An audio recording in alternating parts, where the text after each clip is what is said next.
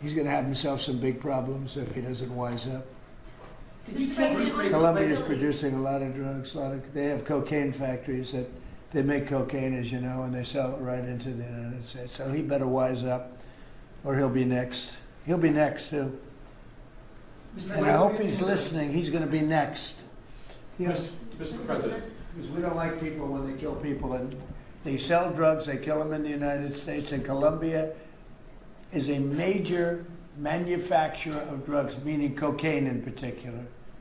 as you know. Listen to that cadence. Hear the venom dripping from his words. Feel the imperial arrogance that saturates every syllable as Trump declares Colombia has cocaine factories that they make cocaine and sells it right into the United States, before issuing his chilling ultimatum that Colombian President Gustavo Petro better wise up or he'll be next, repeating 3 times, "I hope he's listening, he's gonna be next." Because this is what American fascism sounds like in the 21st century, and what we're witnessing isn't just dangerous rhetoric, but the articulation of a neo-colonial war doctrine that treats sovereign nations as territories to be disciplined by military force. The bombshell here isn't subtle, and you need to grasp its full horror, because these U.S. attacks on alleged drug vessels have killed dozens of people and stirred mass international and bipartisan concern in Congress, yet Trump remains utterly undeterred. And here's where this story gets absolutely explosive, because the Trump administration says the military has killed at least 87 people in 22 known strikes in the Caribbean Sea and Eastern Pacific Ocean since early September, operations conducted without congressional authorization and with virtually no evidence presented to justify these extrajudicial killings on the high seas. The historical parallel screams at us through the decades and centuries of American intervention, because what Trump articulates with his threat against Colombia represents nothing less than the resurrection of gunboat diplomacy, dressed in the language of drug interdiction, and you cannot understand the depravity of this moment without recognizing that the United Nations Office on Drugs and Crime, after reviewing the efficiency of actions taken by the Colombian government for more than 20 years, has called for cocaine-consuming countries mostly in Europe and North America to take their share of responsibility and reduce demand for cocaine, acknowledging what every honest analyst knows, which is that the actual consumption of the drug in Colombia is smaller than in the United States despite internal production being based in the country. Think about the perverse logic at work here, and let the outrage wash over you, because the United States, which serves as the world's insatiable cocaine market, with 1 in 6 citizens claiming to have used cocaine in their life, is now threatening military strikes against the nation, producing the substance that American demand has turned into a multi-billion-dollar industry. And this isn't just hypocrisy, but the operational logic of empire, which exports its social problems onto brown and black bodies in the global south, and then deploys violence when those bodies fail to solve problems created by American consumption patterns. But wait, because the revelations keep coming, and they get even more disturbing when you understand that Colombian President Petro responded by pointing out that his government had destroyed 8, inviting Trump to visit and witness these operations firsthand, which exposes the fundamental lie underlying Trump's militaristic posturing, because Colombia has been actively fighting drug production, while Trump paints the entire nation as complicit.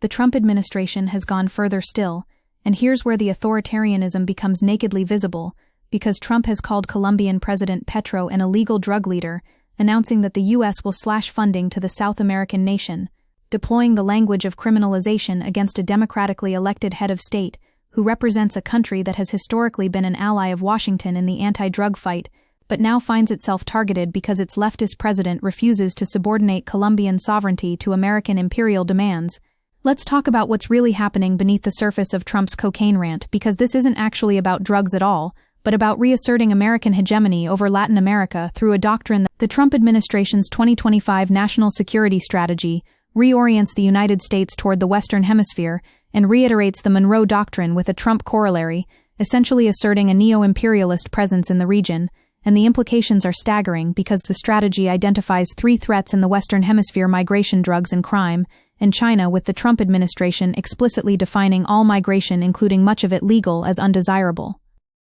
This represents a wholesale rejection of hemispheric partnership in favor of domination, and the cocaine factories' rhetoric serves as pretext for military intervention that has nothing to do with public health and everything to do with demonstrating that Latin American nations exist at the sufferance of Washington's geopolitical whims.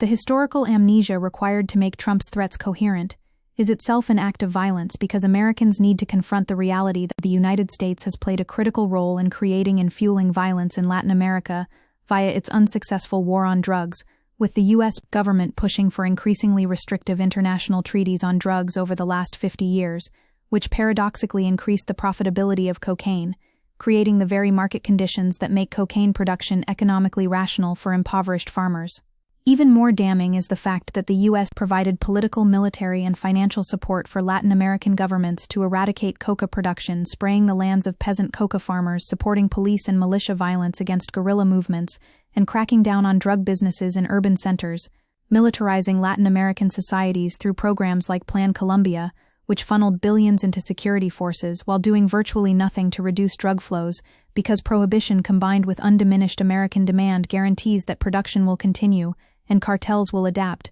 Here's the next bombshell, and it reveals the stunning futility of the very approach Trump wants to escalate, because the U.S. government has invested over $10 billion in counter-narcotics and security efforts in Colombia since 1999, yet security has improved but cocaine production has more than tripled from 2013 through 2017, and recent data shows the area of land under coca leaf cultivation increased 10% during 2023, with moves by coca farmers to adopt more effective cultivation techniques, doubling cocaine yield per hectare, resulting in a 53% increase in the country's cocaine production capacity, representing the largest recorded increase since the UN began monitoring production in 2001. Read those numbers again, and let their implications sink into your consciousness, because they demonstrate with mathematical precision that militarized drug interdiction doesn't work, and has never worked. Yet Trump's response to this decades-long failure is to threaten even more violence against Colombia, as though bombing a sovereign nation will somehow succeed where $10 billion in counter-narcotics assistance has failed spectacularly. The racism embedded in Trump's framing cannot be ignored, must be named explicitly, because when Trump speaks of Colombia having cocaine factories, as though the nation operates as a drug cartel rather than a complex society of 50 million people, he deploys the dehumanizing logic that reduces Latin American nations to their relationship with American nations, consumption habits, erasing Colombian democracy, Colombian culture, Colombian sovereignty, and Colombian humanity, in favor of a reductive narrative that positions brown people as drug dealers who threaten virtuous Americans. This rhetoric has consequences, and they're already manifesting, because Trump told reporters aboard Air Force One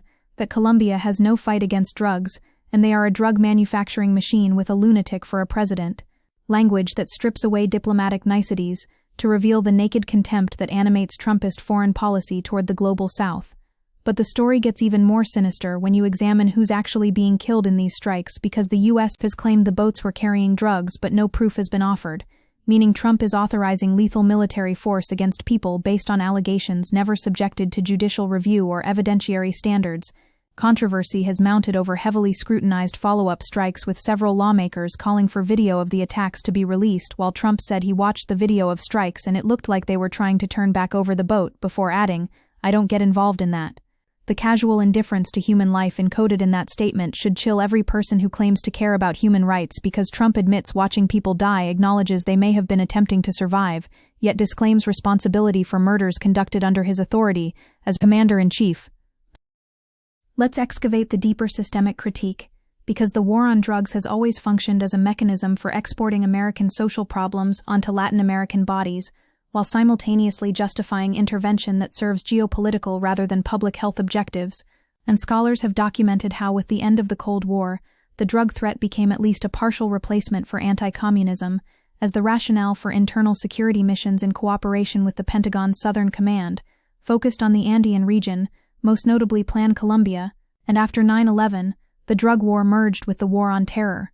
This genealogy reveals narcotics interdiction as a constantly shape-shifting justification for maintaining American military presence and influence in Latin America, regardless of whether drug flows actually decrease, and the empirical record confirms this interpretation, because drug prohibition combined with continued consumption has shifted but not dismantled the drug business, with the largest consumer market still being the United States. And when Peruvian coca production was reduced, production shifted to Colombia. When Colombian drug cartels were dismantled, Mexican cartels became stronger, weakened large cartels allowed smaller organizations to fill the void, and Brazil's overcrowded, underfunded, violent and corrupt prisons became headquarters and training grounds for drug traffickers. The geopolitical implications of Trump's threats extend far beyond Colombia, and here's where the story becomes even more explosive, because analysts warn that Trump's heavy-handed approach will likely reduce U.S. influence in Latin America, because every leader in the region, even those who generally back the United States, will look at Trump's strategy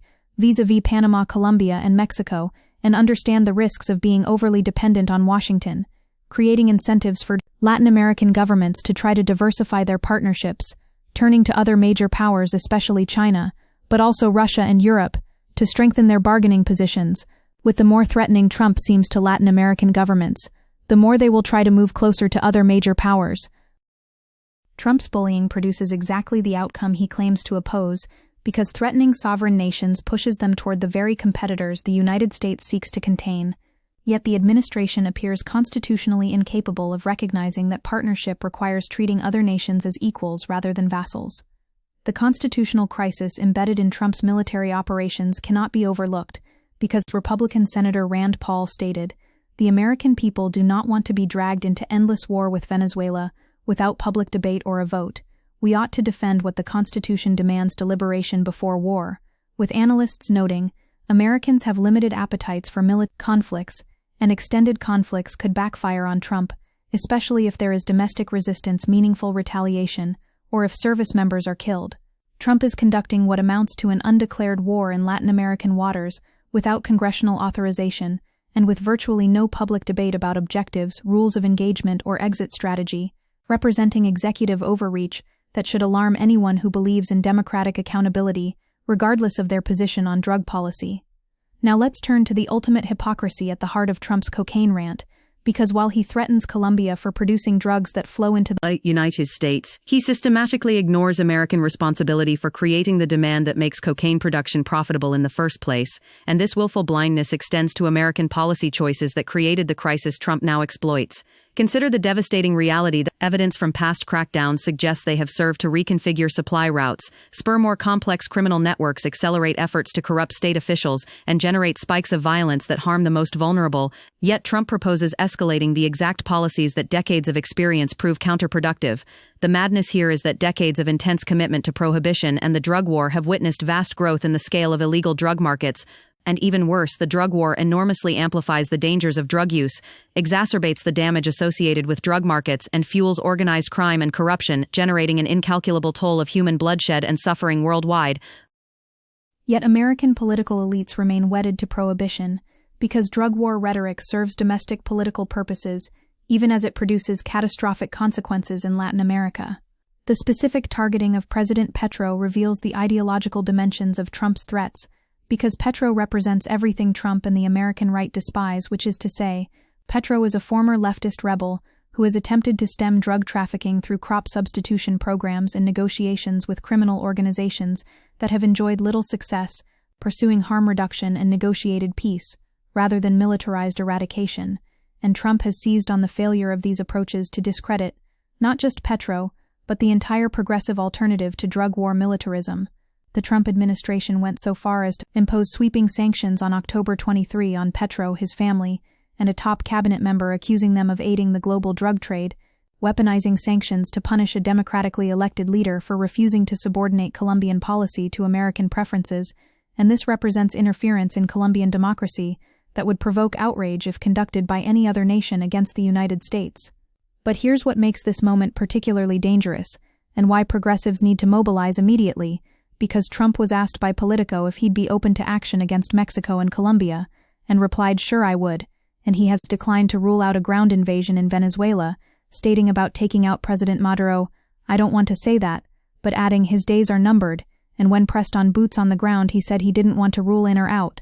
Trump is openly contemplating military action that could produce casualties dwarfing anything Americans have seen since Iraq and Afghanistan, dragging the United States into conflicts that would destabilize the entire hemisphere while accomplishing nothing to reduce drug consumption in America, because bombing Colombia won't make Americans want cocaine less. The environmental and social costs of coca eradication rarely enter American discourse, but they're devastating and reveal another dimension of the violence Trump wants to escalate because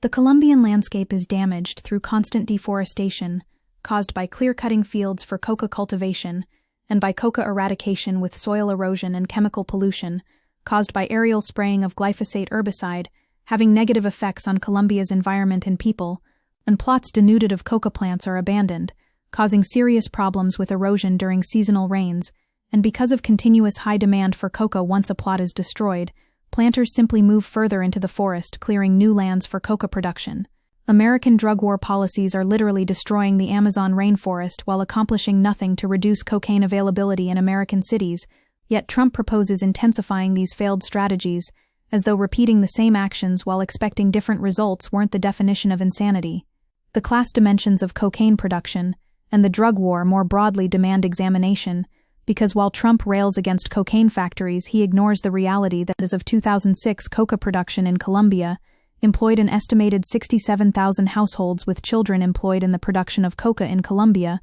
meaning the people Trump wants to bomb into submission are often desperately poor farmers with few economic alternatives in regions where the Colombian state has historically maintained minimal presence. These farmers don't produce coca because they love drugs, but because global economic structures and American trade policies have made traditional agriculture economically unviable, while coca production offers the possibility of survival. Former coca growers in Peru and Colombia overwhelmingly reported that the single most important factor in motivating them to move to licit crops was the threat of eradication, indicating they are happier growing licit crops for which they have a reasonable market, even though they knew they would not make as much money per hectare as with coca, saying that while growing coca may pay more, it was not worthwhile due to associated violence, threats to families, and other problems, and also indicating that security is a necessary requirement for successful transition from coca to licit crops. The legal questions surrounding Trump's strikes grow more troubling upon examination, because international law provides no authorization for the United States to conduct military operations in international waters against civilian vessels without due process or meaningful rules of engagement. The Inter-American Commission on Human Rights expressed deep concern regarding reports of lethal operations against non-state vessels or boats conducted by the United States in the Caribbean Sea and Eastern Pacific Ocean since early September 2025, which have allegedly resulted in the deaths of a high number of persons. Trump is violating international humanitarian law while claiming to fight drugs, conducting extrajudicial killings that would constitute war crimes if perpetrated in any context, that international bodies possess the power and will to prosecute American officials, and the impunity with which he operates reveals the double standard that governs international law, where American violence against Latin Americans goes unpunished, while American leaders lecture the world about human rights and rule of law. Now let's confront the ultimate question, which is what Trump's cocaine rant reveals about American empire in its decaying phase, because this isn't the confident exercise of hegemonic power, but the desperate flailing of an empire that recognizes its decline and seeks to reassert dominance through raw violence, and this conceptualization of U.S. interests and role, with refusal to be apologetic for any past U.S. behavior, has long fed deep resentments against the United States and hampered its policies, yet Trump embraces precisely the imperial arrogance that has generated anti-American sentiment throughout Latin America for over a century. The tragedy is that Latin American states, which have long followed Washington's lead in the war on drugs, will need to rethink conventional tools to limit drug supply with an eye to which approaches reduce rather than exacerbate harm to civilians, and Latin America's established role in the drug trade, entrenched inequalities, and institutional weaknesses mean it will likely continue to suffer from criminal activity feeding high global drug demand, creating a situation where the region bears the costs of American consumption while receiving threats rather than partnership from Washington. The media's complicity in laundering Trump's threats cannot go unmentioned, because when Trump issues ultimatums against foreign leaders, the coverage too often focuses on Trump's toughness, rather than the illegal and immoral nature of threatening military strikes against democracies. And this normalization of imperial violence represents journalistic malpractice that makes Americans complicit in crimes committed in their name. We need media that will state clearly and repeatedly that threatening to bomb Colombia represents a criminal conspiracy to commit acts of war, that the strikes already conducted may constitute crimes against humanity, and that Trump's rhetoric positions him as an international outlaw who happens to command the world's most powerful military, which makes him dangerous rather than legitimate. The path forward requires Americans to recognize that for Latin America and the Caribbean, the war on drugs is no mere metaphor, but a lived reality with devastating consequences for millions of people, with the brunt of harms felt by the most vulnerable communities, whether in the form of brutal repression, callous abandonment, or both,